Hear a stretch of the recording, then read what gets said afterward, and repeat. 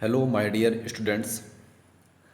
Linux operating system के first part में हमने जाना लाइनक्स ऑपरेटिंग सिस्टम के बारे में, लाइनक्स की कमियों, लाइनक्स की विशेषताओं, लाइनक्स का सुरक्षा प्रबंध तथा लाइनक्स के ही इंटरफेस के बारे में हमने पढ़ा था। आज के इस वीडियो में लाइनक्स ऑपरेटिंग सिस्टम के सेकेंड पार्ट के बारे में समझेंगे।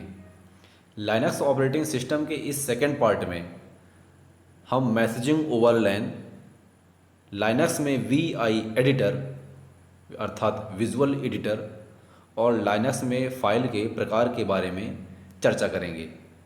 तो शुरुआत करते हैं लाइनक्स ऑपरेटिंग सिस्टम के अगले अध्याय अर्थात सेकेंड पार्ट में। इसमें पहले हेडिंग आती है मैसेजिंग ओवर लैन अर्थात लैन पर मैसेज का आदान प्रदान करना। लैन जैसा कि जानते हैं सभी लोग, एक सिस्टम से जुड़े कई सारे कंप्यूटरों का समूह, एक कंप्यूटर सिस्टम से जुड़े कई सारे कंप्यूटर का समूह लैन नेटवर्क कहलाता है, जो कि एक टोपोलॉजी की तरह दिखता है। लैन नेटवर्क में कई सारे कंप्यूटर एक मेन कंप्यूटर से कनेक्ट होते हैं। अब उस पर डेटा का आदान प्रदान करने के लिए लाइनक्स ऑपरेटिंग सिस्टम में कमांड होती हैं, उसी के बारे पर हम पढ़ेंगे। तो लाइनक्स ऑपरेटिंग सिस्टम एक मल्टी यूजर ऑपरेटिंग सिस्टम है, अर्थात इस ऑपरेटिंग सिस्टम पर एक से अधिक यूज़र एक समय पर कार्य कर सकते हैं। मैसेजिंग ओवर लैन लाइनक्स ऑपरेटिंग सिस्टम की एक व्यवस्था है, जिसका अर्थ है लोकल एरिया नेटवर्क में मैसेजों का आदान प्रदान करना। इसके लिए लैन में मैसेज का आदान प्रदान करने के लिए 3 कमांड हैं। पहली कमांड है राइट कमांड, दूसरी है वॉल कमांड, तीसरी है मेल कमांड। इन तीनों कमांड्स का प्रयोग करके लोकल एरिया नेटवर्क पर डेटा का आदान प्रदान या मैसेज का आदान प्रदान किया जाएगा। लाइनक्स ऑपरेटिंग सिस्टम की बात कर रहे हैं केवल। तो पहली हेडिंग है राइट कमांड। इस कमांड का प्रयोग केवल लॉग इन यूज़र को मैसेज भेजने के लिए किया जाता है, अर्थात उस लोकल एरिया नेटवर्क पर जो भी यूज़र अपने कंप्यूटर को लॉगिन किए होगा, जो भी यूज़र अपने कंप्यूटर पर लॉगिन होगा, केवल उसी यूज़र को ही मैसेज भेज सकते हैं इस कमांड के द्वारा। तो इस कमांड का सिंटैक्स और एग्जांपल को समझेंगे कि कैसे हम लॉगिन यूज़र को मैसेज भेज सकते हैं। इसका सिंटैक्स है $राइट और लॉगिन यूज़र का नाम डाल देना है। इसके बाद इंटर बटन प्रेस करनी है। इंटर बटन प्रेस करने के बाद हम यहाँ पर मैसेज टाइप करेंगे, अर्थात उस लॉगिन यूज़र को हम क्या मैसेज भेजना चाहते हैं, और इसके बाद कंट्रोल D को प्रेस करेंगे कीबोर्ड से। कंट्रोल D का मतलब है फॉर सेव या सेंड करने के लिए, दोनों ही प्रोसेस इस पर होती है कंट्रोल D से। अब इसे एग्जाम्पल के तौर पर अर्थात उदाहरण के तौर पर जानेंगे कि कैसे इसे प्रयोग करेंगे लाइनक्स ऑपरेटिंग सिस्टम पर। तो डॉलर जैसे कि बताया, CLI इंटरफेस में लाइनक्स के फर्स्ट पार्ट में कमांड लाइन इंटरफेस में एक प्रॉम्प्ट होता है जिसे डॉलर चिन्ह से व्यक्त करते हैं। उसी के बाद आगे कमांड लिखी जाती है। तो डॉलर के बाद लिखेंगे राइट और लॉगिन यूज़र का नाम हमने दिया पर यहाँ पर रमेश नाम दिया। इसके बाद इंटर बटन प्रेस किया। इंटर बटन प्रेस करने के बाद हम उसे मैसेज टाइप करेंगे, जो मैसेज हमें लिखना है। यहाँ पर हमने लिखा हे हाउ आर यू, हमने ये मैसेज दिया और फिर इसे कंट्रोल D से सेव कर दिया। तो ये मैसेज लॉगिन यूज़र के पास, जो रमेश नाम का यूज़र है, हमने यहाँ पर जो नाम दिया है उसके पास ये मैसेज पहुँच जाएगा। तो ये था राइट कमांड के बारे में, अर्थात केवल लॉगिन यूज़र को मैसेज भेजने के लिए। इसके बाद दूसरी कमांड आती है वॉल कमांड। वॉल का पूरा नाम होता है राइट टू ऑल। यह कमांड सिस्टम एडमिनिस्ट्रेटर द्वारा प्रयोग की जाती है। इसके द्वारा भेजा गया मैसेज सभी टर्मिनल्स में पहुंच जाता है। हैश चिन्ह सिस्टम एडमिनिस्ट्रेटर के प्रॉम्प्ट को दर्शाता है। अभी हमने जो पिछले कमांड के बारे में जाना, राइट कमांड, उसमें डॉलर चिन्ह था और यहाँ पर हैश चिन्ह प्रॉम्प्ट का प्रयोग करेंगे। तो वॉल कमांड केवल हैश चिन्ह के प्रॉम्प्ट पर ही प्रयोग होती है। यहाँ पर एक हेडिंग आई है, सिस्टम एडमिनिस्ट्रेटर, अर्थात सिस्टम व्यवस्थापक। किसे कहते हैं? सिस्टम को चलाने वाला, अर्थात सिस्टम को चलाने वाला, सिस्टम की व्यवस्था करने वाला कहलाता है सिस्टम व्यवस्थापक, अर्थात यूज़र। जो सिस्टम को एडमिनिस्ट्रेटिव अर्थात उसकी व्यवस्था करता है वह कहलाता है सिस्टम एडमिनिस्ट्रेटर या सिस्टम एडमिन के नाम से भी जाना जाता है। तो वॉल कमांड वही प्रयोग करेगा जो सिस्टम एडमिन होगा, अर्थात कहा जाए कि लोकल एरिया नेटवर्क में मेन कंप्यूटर अर्थात होस्ट कंप्यूटर के द्वारा मैसेज भेजा जाएगा। तो उसके लिए डॉलर चिन्ह के स्थान पर हैश प्रॉम्प्ट का प्रयोग होगा। इसका सिंटैक्स है हैश etc/वॉल कमांड।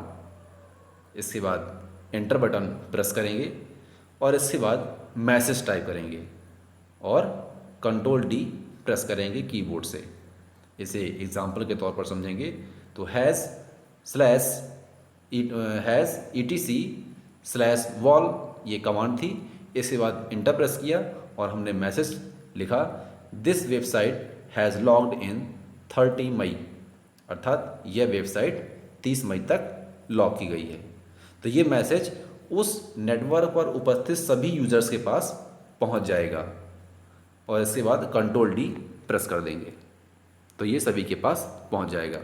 इस प्रकार वॉल कमांड का प्रयोग सिस्टम एडमिनिस्ट्रेटर द्वारा ही किया जाएगा, अर्थात होस्ट कंप्यूटर के द्वारा, मेन कंप्यूटर के द्वारा, और इसके द्वारा भेजा गया मैसेज सभी टर्मिनल्स में पहुंच जाता है। आगे चलते हैं तीसरी कमांड के बारे में जिसका नाम है मेल कमांड। इस कमांड का प्रयोग लॉगिन और लॉग ऑफ दोनों यूज़र को मैसेज भेजने के लिए किया जाता है।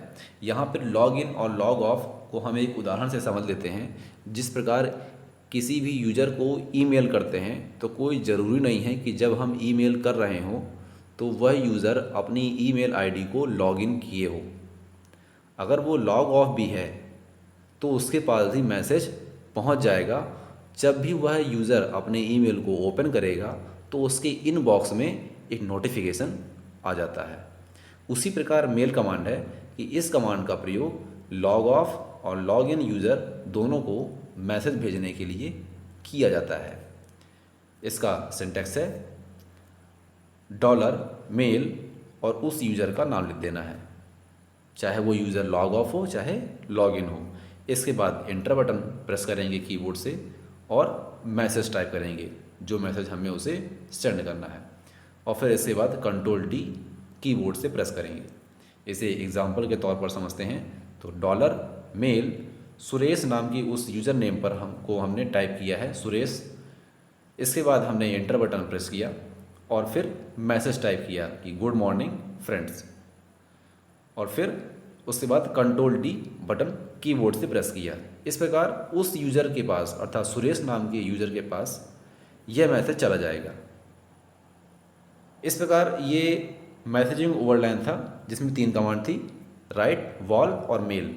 राइट कमांड के द्वारा केवल लॉगिन यूज़र को मैसेज, मेल कमांड के द्वारा लॉगिन और लॉग ऑफ दोनों यूज़र को भेजने के लिए, और वॉल कमांड के द्वारा टर्मिनल पर उपस्थित सभी कंप्यूटर पर मैसेज भेजने के लिए। कौन भेज सकता है? सिस्टम एडमिनिस्ट्रेटर अर्थात होस्ट कंप्यूटर के द्वारा या मेन कंप्यूटर के द्वारा। आगे चलते हैं, दूसरी हेडिंग है, यहाँ पर समझेंगे VI एडिटर। इसका पूरा नाम विजुअल एडिटर होता है, अर्थात VI का पूरा नाम है विजुअल। इसे विकसित करने का श्रेय बर्कली कैलिफोर्निया यूनिवर्सिटी के कंप्यूटर साइंस विभाग को जाता है। यह एक अत्यंत उपयोगी और पावरफुल एडिटर है। इस पर कमांड लिखे और प्रोग्राम बनाए जाते हैं। यह एक फुल स्क्रीन एडिटर है, अर्थात पूरी स्क्रीन पर यह विजुअल एडिटर ओपन होता है तथा यह दूसरे एडिटर की तुलना में काफ़ी फास्ट है, अर्थात काफ़ी तीव्र है। इस विजुअल एडिटर का एक एडवांस वर्जन है जिसे विम एडिटर के नाम से जाना जाता है। विम का पूरा नाम है विजुअल इम्प्रूव्ड। यहाँ पर दूसरा अर्थ नहीं निकालना है विम का। विम का फुल फॉर्म है विजुअल इम्प्रूव्ड। इस प्रकार ये रहा VI text editor.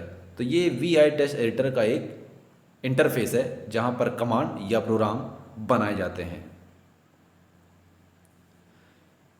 Visual editor 3 mode में काम करता है।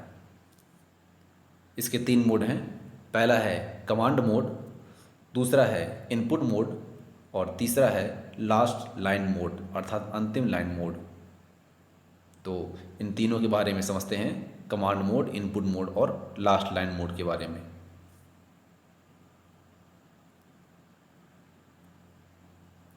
कमांड मोड, इस मोड में कर्सर की स्थिति को नियंत्रित किया जा सकता है तथा फॉर्मेटिंग संबंधी बहुत सारे कार्यों को इसमें एग्जीक्यूट किया जा सकता है, जैसे शब्दों और अक्षरों को चेंज करना या डिलीट करना, किसी वाक्य को या शब्द को सर्च करना इत्यादि कार्य, ये सभी कमांड मोड में होते हैं।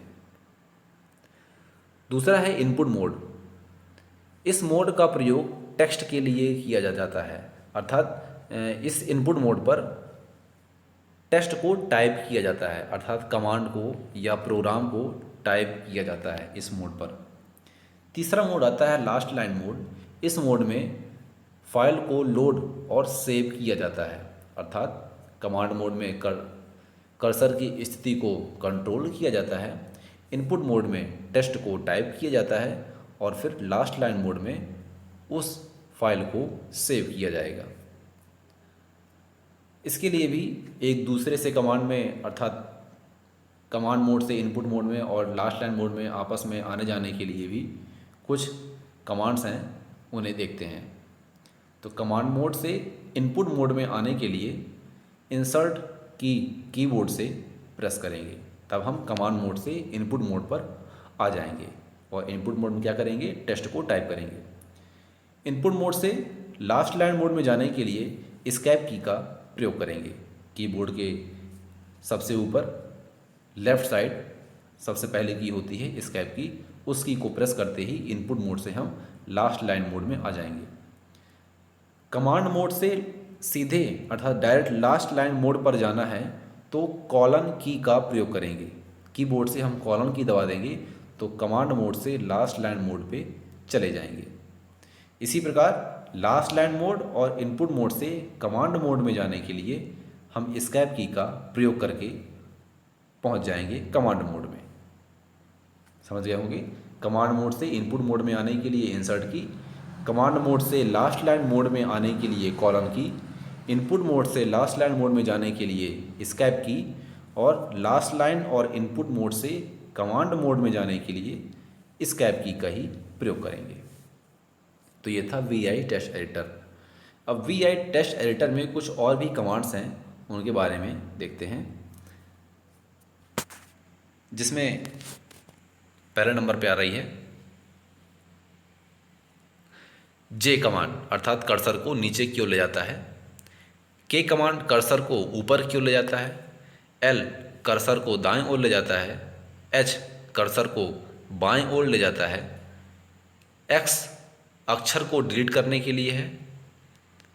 डबल D स्मॉल में है, डबल D लाइन डिलीट करने के लिए है ये कमांड। और कॉलन Q इसका प्रयोग है फाइल से बाहर निकलने के लिए।